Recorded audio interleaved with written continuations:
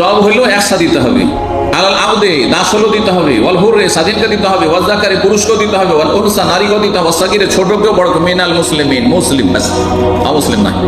তারপরে সর্বনিম্ন আর্থিক কতটা সচ্ছলতা থাকতে হবে তাহলে ফিতরা ফরজ হবে। এটা একটি গুরুত্বপূর্ণ মাসলা। এক শ্রেণীর লোকের আমাদের দেশে যেই মাসলাক ফলো করে তাতে তারা ফতোয়া দেয় যে জাকাত ফরজ না থাকলে ফিতরা ফরজ নাই। ফতোয়াটি একেবারে ভুল। জাকাত ফরজ হওয়ার জন্য 73-74 হাজার বাংলাদেশি টাকা হলে কি ফরজ হবে?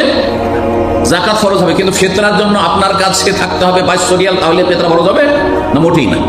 এই জন্য অধিকাংশ আইম্মায়ে কেরাম, উলামায়ে কেরামদের মত হচ্ছে সারা বিশ্বে যে ফিতরা কার উপরে ফরজ? সর্বনিম্ন এতটা আর্থিক সচ্ছলতা থাকতে হবে যে ঈদের দিনের খাবার আছে, নিজের এবং নিজের স্ত্রী, ছেলেমেয়ের, পরিবারের সদস্যদের খাবার রেখে ফিতরা দেওয়ার সমান যদি তার থাকে তাহলে ফিতরা ফরজ।